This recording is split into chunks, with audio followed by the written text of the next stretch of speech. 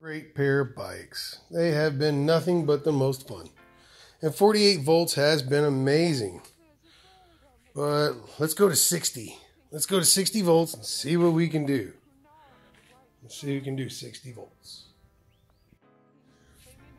Just picked up some lipo batteries. We got ourselves some new chargers. And I picked up some low voltage alarms. I see that there's not too much to it. It looks pretty simple. These guys were very affordable. Matter of fact, I need to email the company that sent me those. They sent me twice as many as I paid for.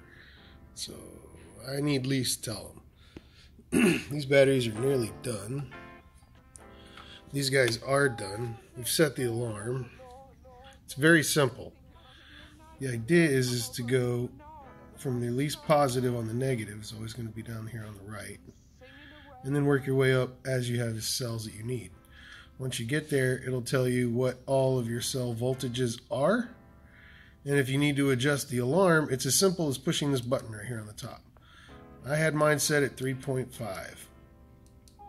The lowest it'll do is 2.7 volts per cell. So I'm going to go ahead and set mine to right around there. If it drops off too much, I'll lower it at the beginning, but I shouldn't have to. These chargers were very simple to use. I'll go ahead and restart it just to show you. So, you got a charger, right? Just got some lipo batteries, and you need to hook them up. So the first thing you're going to need to do is find whatever connector you have. These are Deans, so you need to make sure that you have what you need. These leads need to be inserted into here. It's part of balancing it. Apparently, one of the things you don't want to do is just throw it on a regular charge. It's better to do balancing. So, we're not stressing out one battery from another. Cell inside of the battery. So now that we've got it on, it's probably works better to do it like that, huh? So now that we've got it on, I'm going to go ahead and program that I want it for lipo. I've already programmed that I had that, so that's what my amperage is. I can bring it down if I want. So if you have a 4400 amp battery, you would go here. If you had a 5700 milliamp battery, you would go to here. So you get the idea of what's going on. You can actually charge it for what it's capable of on the battery side. I don't want to go that crazy. It doesn't matter anyways. That's just what its highest is going to be. But that tells you that you can really pump a lot of energy into these batteries. And it's very important to get these little lipo safes. They're not going to stop the fire, but they are going to reduce it. It's totally worth buying. I keep my batteries charging under this big stainless steel table here. If I had a ammo box, I'd slap them in there, which I probably will get. This bonus video is, while I was finishing up everything, my lady called to tell me that the tire went low. So I had her drop it off right here, and I'm about to pick her up. Bonus video!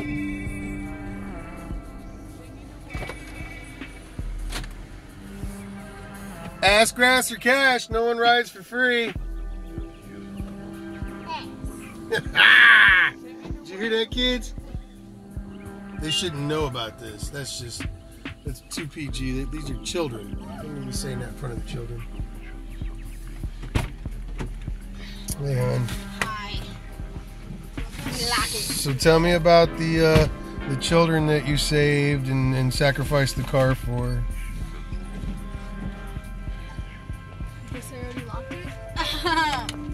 Yeah, there was these kids on the side of the road, and like they were about to get rolled over by these buffaloes. What? So, I swerved over there and I knocked the buffalo out of the way. Oh, thank you. The car is fine, but the back tire's a little low now. Or maybe it's just the other three are overinflated. They probably are.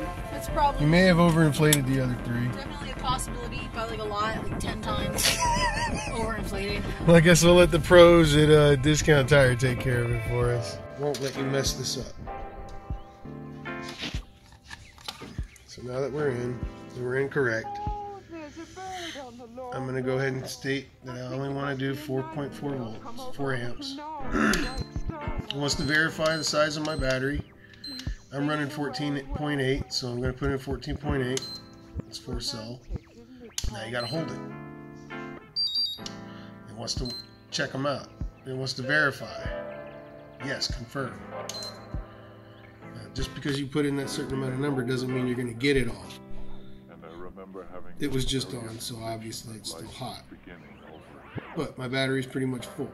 And I believe this is how many watts are going in.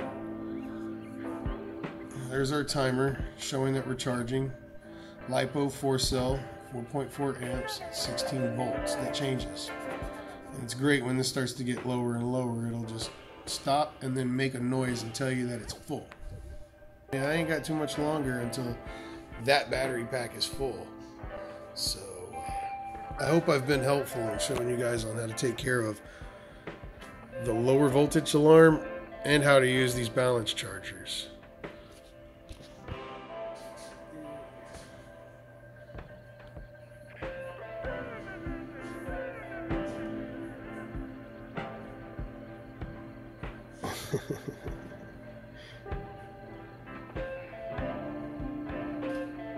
It's like a time bomb, because it is.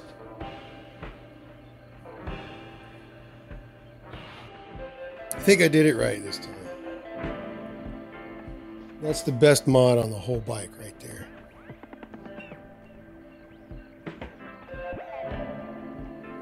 See, I can't show you a good test drive, but I can prove that I did take it for a spin. I was wearing proper safety gear.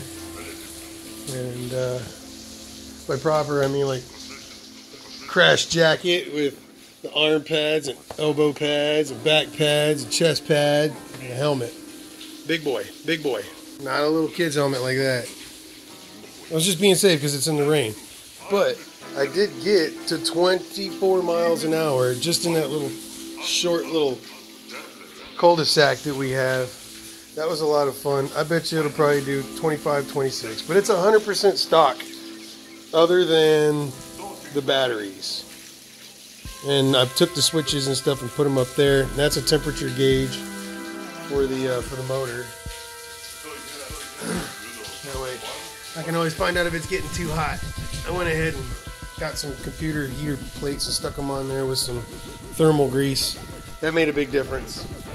But we are running 4 of these guys, and they are 7,400 milliamps, 14.8 volts. It's working out pretty good. So I got a bunch of Dean's connectors and some wiring, some extra solder, and then came over here and then soldered all the connections together and wrapped them up in electrical tape. So it was really easy to pull off. I'm still running a fuse because fuses are safe. Let's be safe. And everything seems to work out. The fire extinguisher is perfect. My next question is, what do I do with this? Because those batteries fit.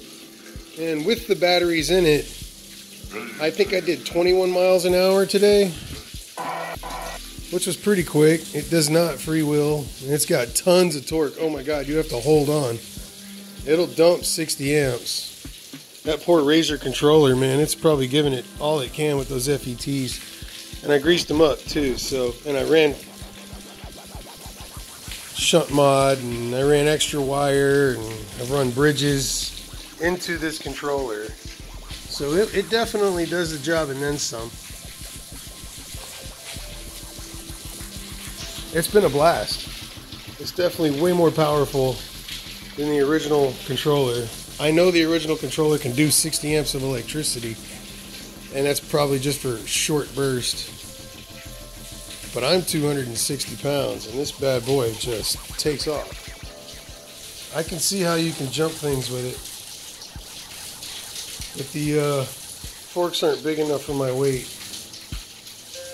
So I'm going to have to let it go and go get me a 24R.